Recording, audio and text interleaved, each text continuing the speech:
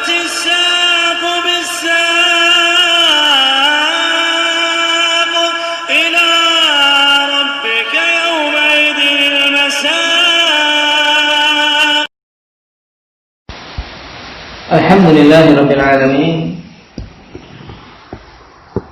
والصلاة والسلام على رسوله الأمين وعلى آله وأصحابه ومن تبعهم بإحسان إلى يوم الدين. Amma ba'd.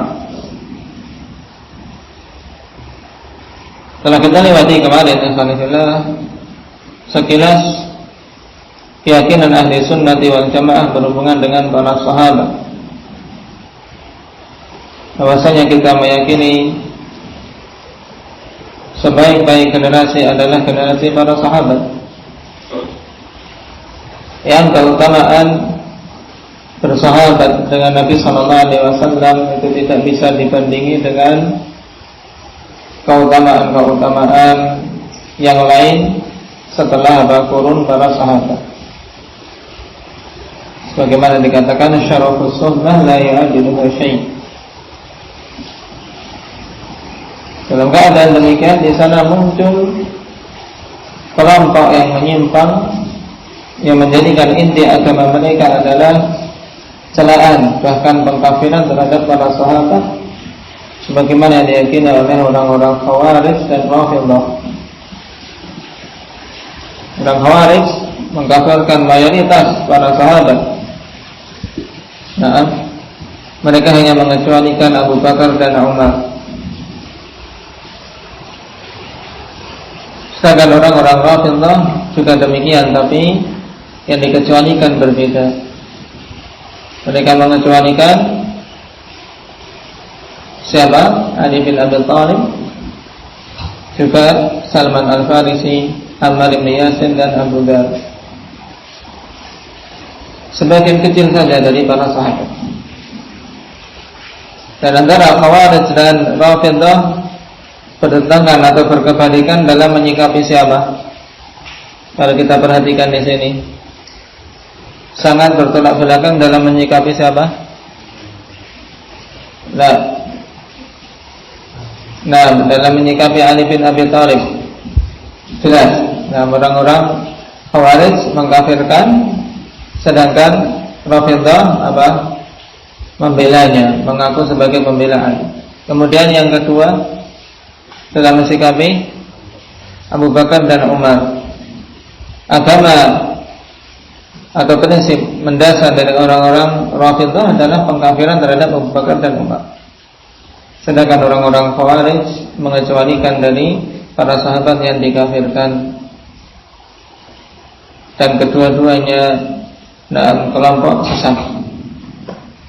Bahkan untuk Rafidhah telah jelas bahwasanya mereka ini bukan termasuk dari firqatul muslimin, bukan termasuk golongan kaum muslimin. Telah keluar dari Islam. Sedangkan Khawarij terjadi khilaf yang panjang di kalangan para ulama, namun yang rajih mereka adalah bughath. Mereka adalah orang-orang yang zalim, yang tersesat jalannya, tapi tidak sampai derajat kekufuran. Sedangkan Rafidhah mencapai kekufuran. Di antara keyakinan kufur mereka, dalam keyakinan terhadap Imam 12 yang mereka anggap maksum,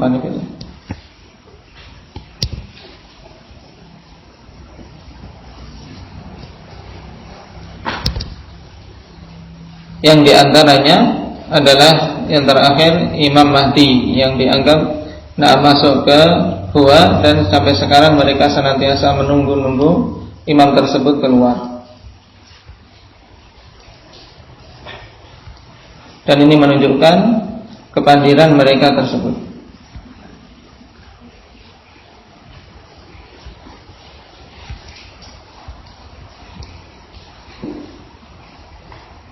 Baik. Mungkin sebagai faedah, di antara imam 12 itu siapa? Dari yang pertama, Nah, yaitu Ali bin Abi Thalib, yang mereka anggap dialah khalifah yang berhak sepeninggal Nabi sallallahu alaihi wasallam, yang kemudian dikhianati oleh Abu Bakar dan Umar serta para sahabat yang lain, sehingga kekhalifahan diserahkan kepada Abu Bakar. Tentunya ini adalah kedustaan yang sangat nyata.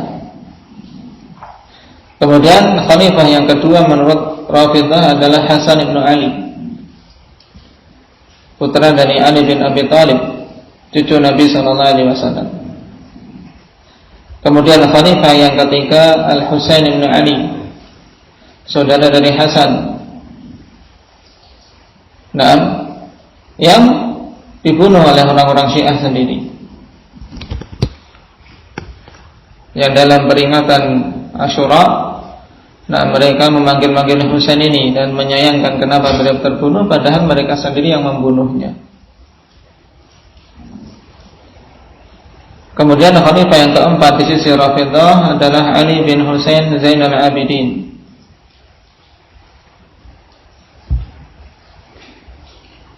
Mereka semua adalah imam-imam kaum muslimin, jelas. Nah, cuma diklaim oleh orang-orang Rafidhah sebagai imam mereka, dan tidak bermanfaat klaim tersebut tatkala mereka tidak mengikuti jalan hidup para ulama tersebut. Mereka ulama, nah bahkan seutama-utama ulama, 3 sahabat dan tabi'i yang mulia, Ali bin Husain Zainal Abidin. Kemudian yang kelima Muhammad ibnu Ali Al-Baqir. Yang keenam Ja'far ibnu Muhammad As-Sadiq. Yang ketujuh Musa bin Ja'far Al-Kadhim. Yang kedelapan Ali bin Musa Ar-Ridha. Yang kesembilan Muhammad ibn Ali Al-Jawad. Yang kesepuluh Ali bin Muhammad Al-Hadi.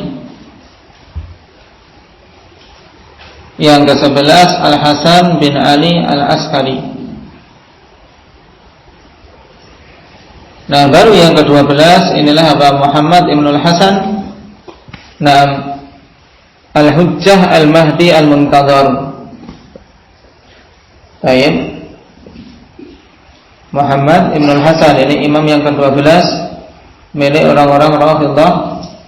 Nah, Muhammad ibn Al-Hasan Al-Askari, yaitu putra dari Al-Hasan ibn Ali Al-Askari, yang menurut mereka imam ini masuk ke Gua Samira di Irak pada tahun Sittin wa Mi'atain, pada tahun 260, dan belum keluar sampai sekarang.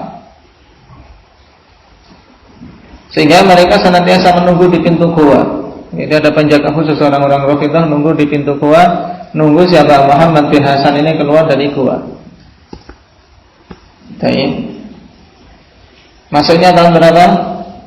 Masuk ke gua tahun 260, sampai sekarang belum keluar.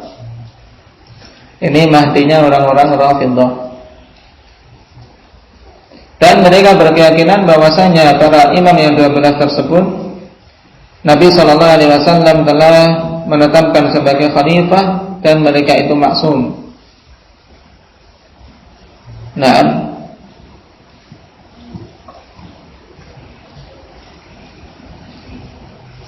sehingga dengan sebab ini mereka mengkafirkan para sahabat. Kenapa ya Khanifillah? Karena para sahabat tidak melaksanakan nas atau wasiat dari Nabi SAW, termasuk Abu Bakar dan Umar. Nah, demikian pula Utsman. Mereka ini semuanya pengkhianat di sisi orang-orang Rafidhah, sehingga mereka kafirkan. Dan ini adalah keyakinan yang sesat, jelas kufur terhadap ayat-ayat Al-Quran yang memuji para sahabat, wasabiqunal awwalun minal muhajirin wal ansar walladzina tabauhum bi ihsan radhiyallahu anhum wa radu anhu. Baik. Dan yang aneh dari keyakinan Rafidah ini menunjukkan bahwasanya ini keyakinan iblis, dalam artian tidak dibangun di atas ilmu sama sekali.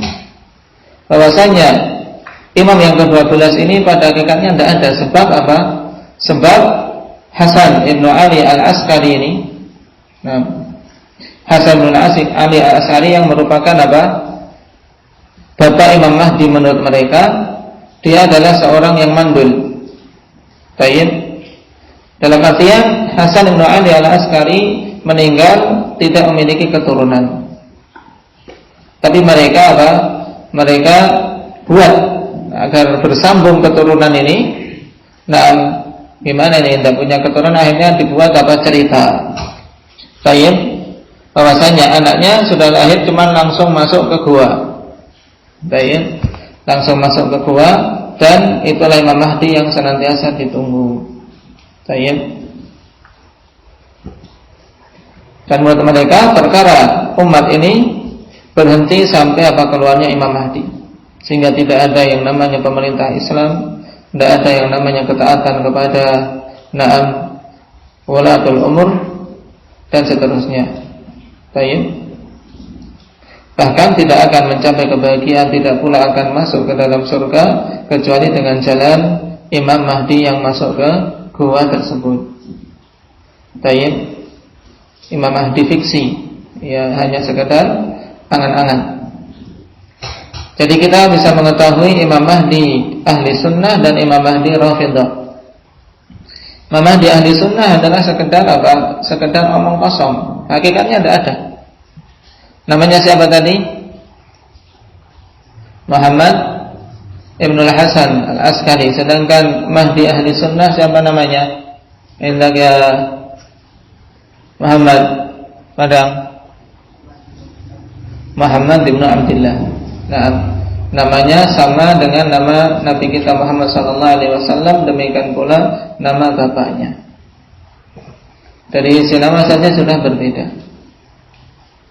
Tapi ini sekilas, sebagai faedah untuk tahu asal muasal kenapa orang-orang Rafidhah mengkafirkan para sahabat. Dan salah satu keyakinan kufur mereka berhubungan dengan imam yang 12. Oleh karena itulah Rafidah juga dikenal dengan apa? Syiah Ithnai Asyariyah. Syiah yang memiliki imam 12. Dan keyakinan ini mencapai derajat kufur. Karena menurut mereka perkara umat seluruhnya diatur oleh imam 12 ini. Bahkan berkeyakinan mereka itu maksum.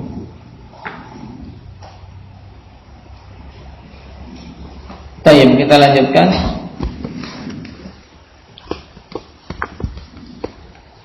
Qala Imam Ahmad rahimahullahu taala, "Wasam'u wa ta'atu lil a'immati wa amiril mu'minin al-barri wal fajiri wa man waliya al-khilafata fajtama'a an-nasu 'alayhi wa radu bihi wa man ghalabahum bisayfi hatta sara khalifatan wa summiya amirul mu'minin." Pada paragraf ini Imam Ahmad rahimahullah ta'ala menerangkan kepada kita dengan ringkas bahwasanya di antara pokok ahli sunnati wal jamaah adalah apa?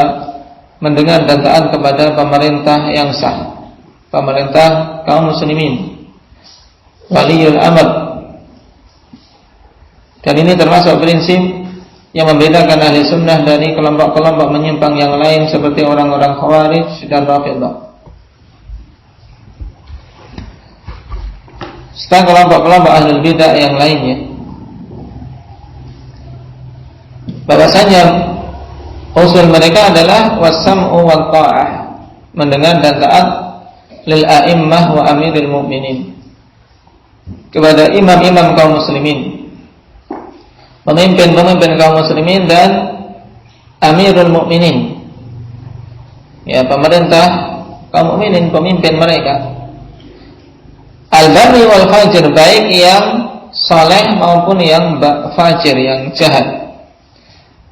Yang baik al-bar, yang memiliki sifat baik, orang yang saleh, maupun fajir, yang zalim, jahat.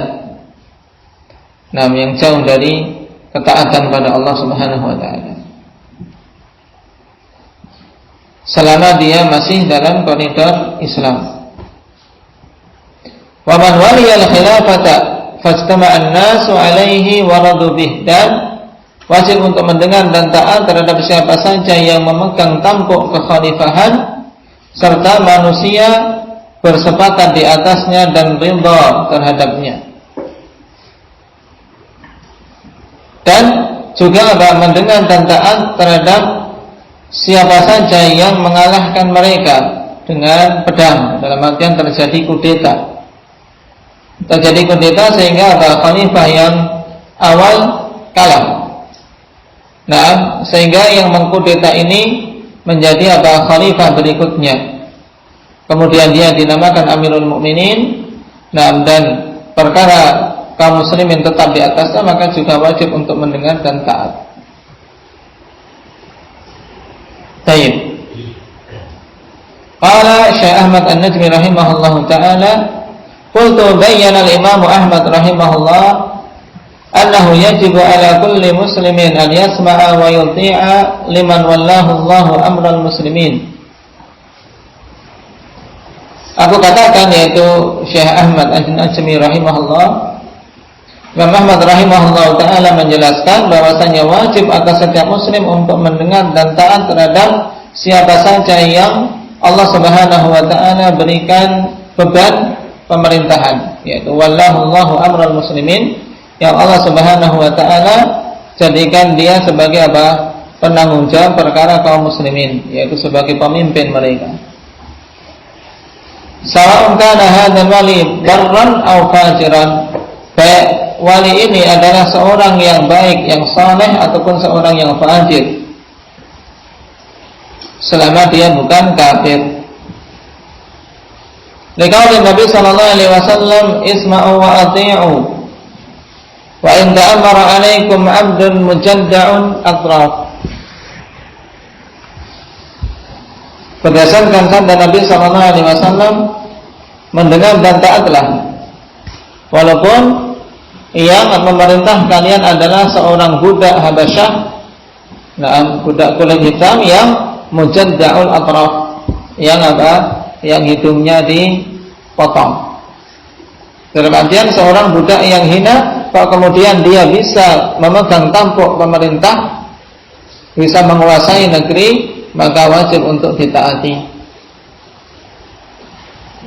Wa fi riwayatin ka'anna ra'sahu zabibah, walaupun itu adalah seorang budak Habasyi yang seakan-akan kepalanya adalah zabib, yaitu saking hitamnya, hitam kebiruan begitu.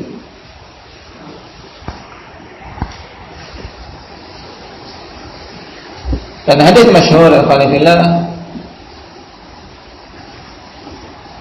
diriwayatkan oleh Imam Muslim. Demikian pula untuk riwayat kana ra'sahu zabibah, dikeluarkan oleh Imam Bukhari rahimahullah ta'ala.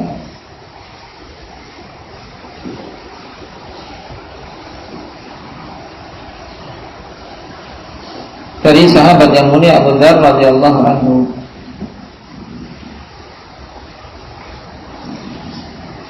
di mana awalnya Abu Dzar mengatakan, inna khalili awsani an asma'a wa uti'.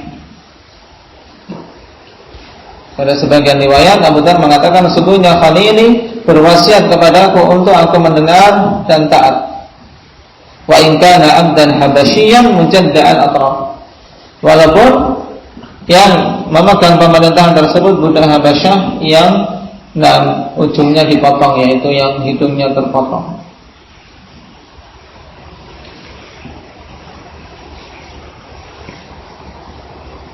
Wal haditsu fi hadzal babi katsiratun yanbaghi ruju'u ilaiha fi madhanniha. Dan hadis-hadis tentang perkara ini banyak yang seharusnya untuk kembali melihat kepada tempat-tempat yang menjelaskan tentangnya. Nah, dalam kitab-kitab sunnah, juga kitab-kitab para ulama yang menyebutkan tentang akidah Ahlussunnah wal Jamaah. Ada pun dalil begitu banyak tentang prinsip yang sedang kita pelajari ini. Di antaranya firman Allah Subhanahu wa taala di surat An-Nisa, ya ayyuhalladzina amanu atii'ullah wa atii'ur rasul wa ulil amri minkum. Di sini perintah untuk taat kepada ulil amr. Walaupun ketaatan terhadap mereka bukan ketaatan yang mutlak, tapi ketaatan sebatas koridor di dalam ketaatan kepada Allah, yaitu selama perkaranya adalah perkara ketaatan kepada Allah, tidak menyelisihi aturan Allah Subhanahu wa taala, atau dengan kata lain taat pada selain maksiat. Juga hadis yang masyhur dari Irbad bin Sariyah radhiyallahu anhu, bagaimana syahidnya dalam hadis ini, Ridwan, yang menunjukkan wajibnya untuk taat kepada wulatul amr.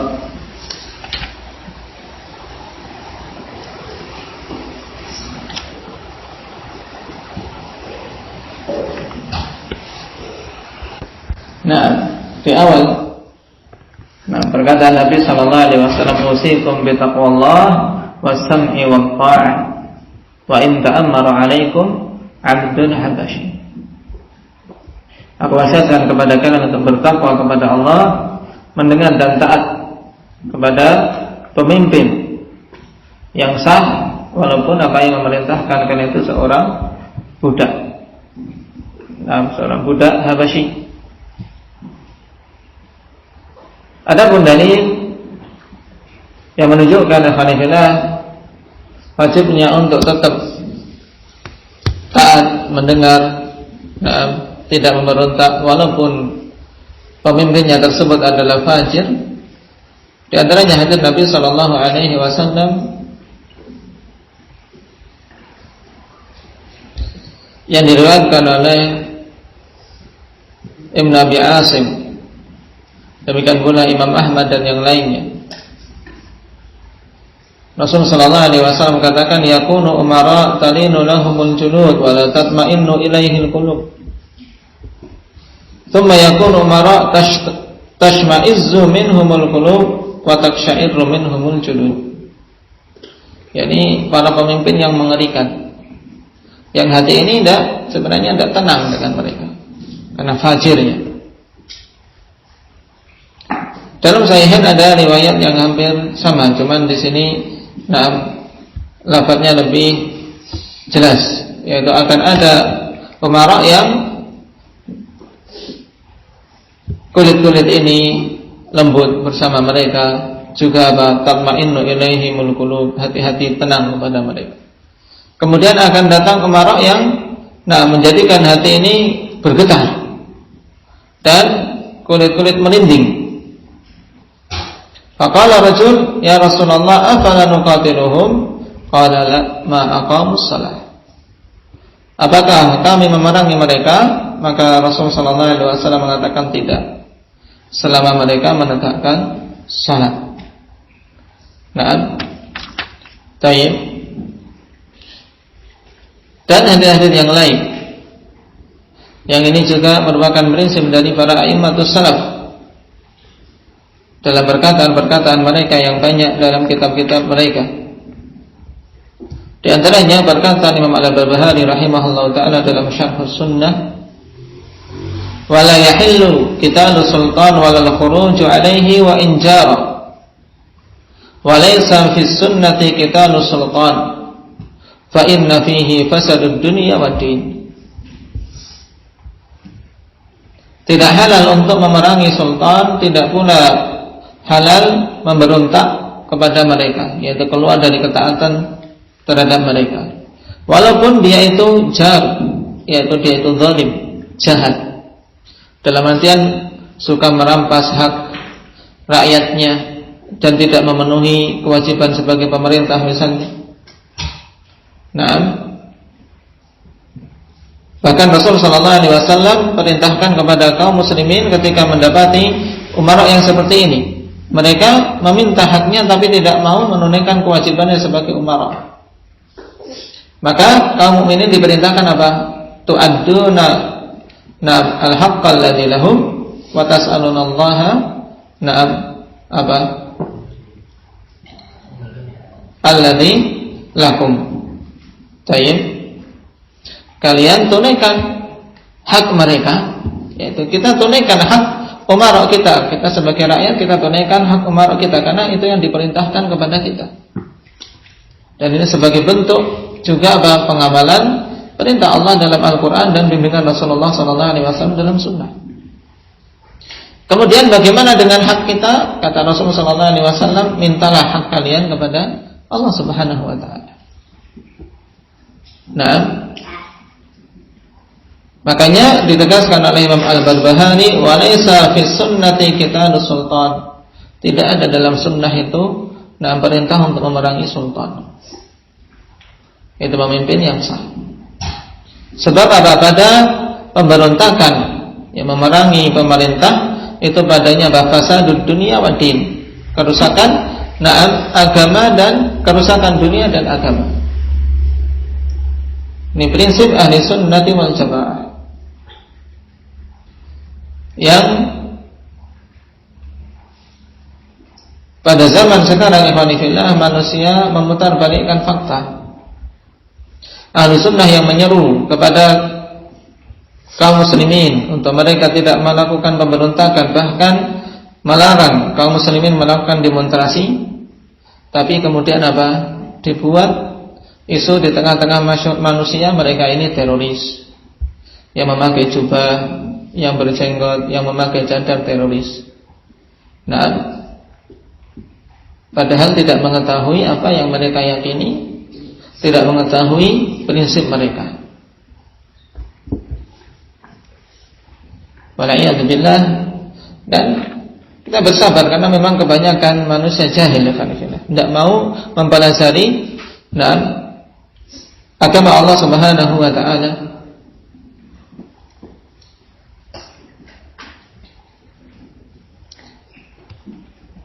Dan dalam hadis yang disebutkan oleh Syekh rahimahullahu taala berhubungan dengan hadis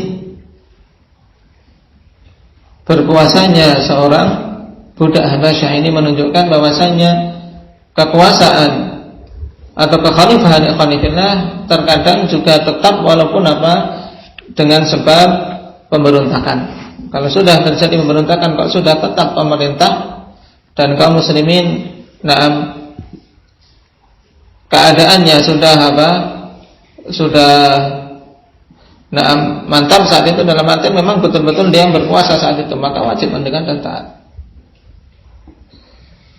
Karena terjadinya pemerintahan dalam Islam ikhwanillah ada 3 cara.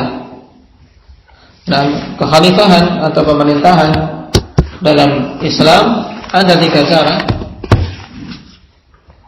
sebagaimana disebutkan oleh para ulama yang diambil dari dalil-dalil yang ada dalam masalah ini. Yang pertama,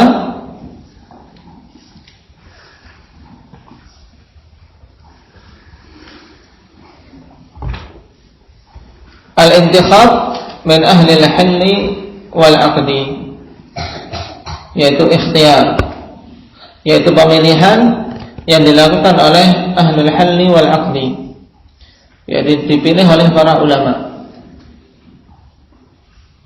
dengan musyawarah, atau lebih mudahnya dengan permusyawaratan.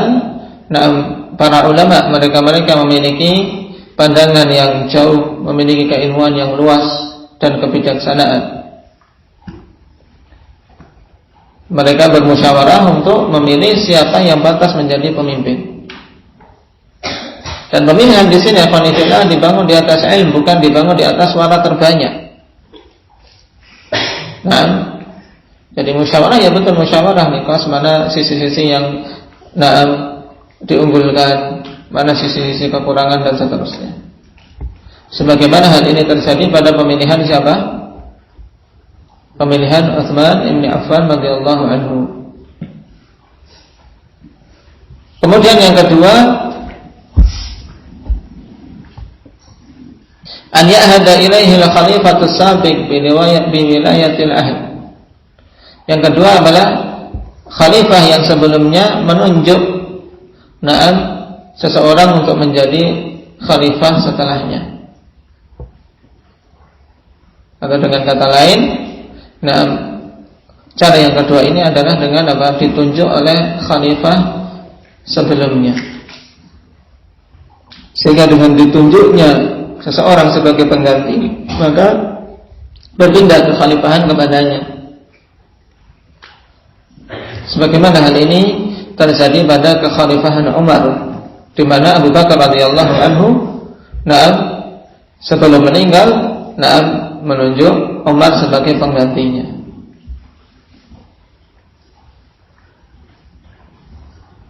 Baik.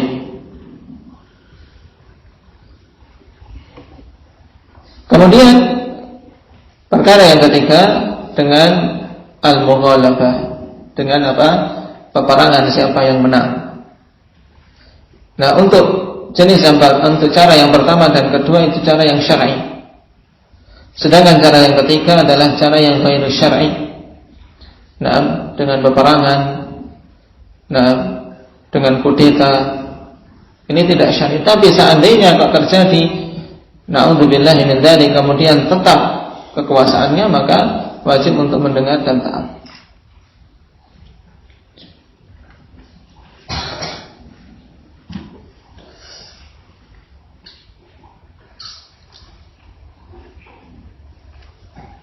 Sebagaimana hal ini terjadi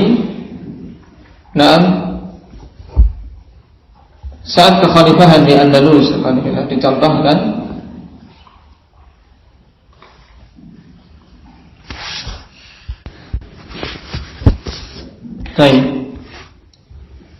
yaitu pemerintahan yang dikuasai oleh Bani Umayyah di negeri Andalus. Dalam keadaan saat itu khilafah utama tegak di negeri Baghdad untuk dinasti Abbasiyah. Dalam keadaan demikian kekhalifahan yang ada di Andalus yang di Andalus taat kepada khalifah yang ada, walaupun saat itu pada hakikatnya adalah membelot dari kekhalifahan utama yang ada di Baghdad.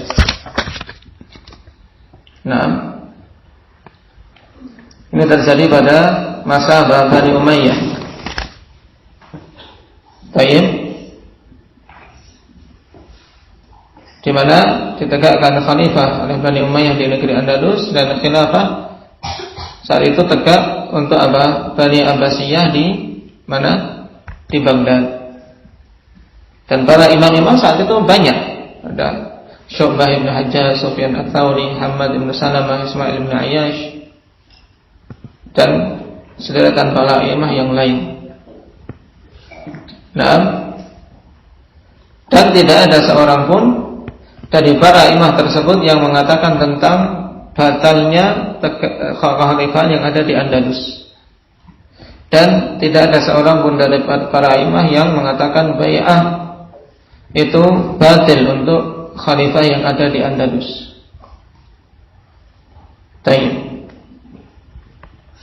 Ini contoh alhamdulillah untuk perkara yang nyata, di mana saat itu para imam betul-betul mengamalkan hadis Rasul sallallahu alaihi wasallam yang merupakan dasar dari prinsip ahli sunnati wal jamaah dalam masalah ini.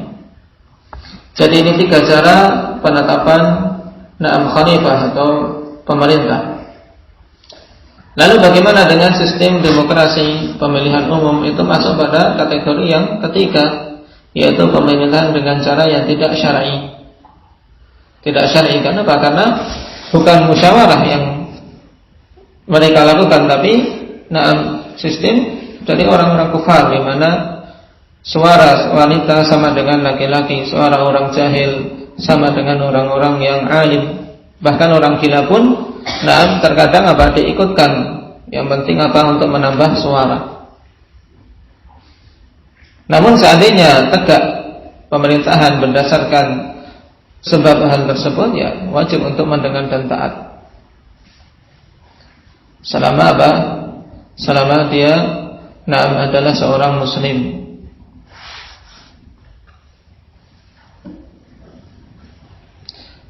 Kemudian khilaf di kalangan para ulama tentang kekhalifahan Abu Bakar dengan sebab apa? Apakah itu berdasarkan penunjukan Nabi sallallahu alaihi wasallam ataukah dengan kesepakatan kaum muslimin? Ini khilaf di kalangan. Dia mengatakan berdasarkan nas khafi, isyarat-isyarat dari Nabi sallallahu alaihi wasallam. Karena Rasul menunjuk beliau sebagai pemimpin dalam salat, pengganti beliau dalam imam. Kemudian juga beliau katakan walaupun mutakhidan min ummati khalilan takhadtu Abu Bakrin khalilan. Ini isyarat-isyarat bahwasanya Abu Bakarlah yang berhak untuk menjadi pengganti beliau setelah beliau wafat. Yang kemudian isyarat ini dipahami oleh para sahabat yang mereka kemudian bersepakat untuk menentukan Abu Bakar radhiyallahu anhu sebagai khalifah. Dan setelah Khulafaur Rasyidin khalifillah, kebanyakan yang terjadi dalam penentuan khalifah hanya ada dua saja. Ada dua saja, yaitu dengan ditunjuk oleh khalifah sebelumnya atau dengan mughalabah. Itu kebanyakannya. Adapun dengan permusyawaratan ahlul halli wal 'aqdi ini, jarang yang kemudian dilakukan setelah itu. Bahkan tidak kita dapati dalam tarikh setelah Khulafaur Rasyidin pengamalan tersebut. Ya, kebanyakannya dengan mughalabah atau dengan ditunjuk oleh khalifah sebelumnya. Sebagaimana kita lihat dalam tarikh, seperti misalnya Muawiyah, beliau kemudian menunjuk putranya siapa? Yazid, dan seterusnya. Barakallahu fiikum.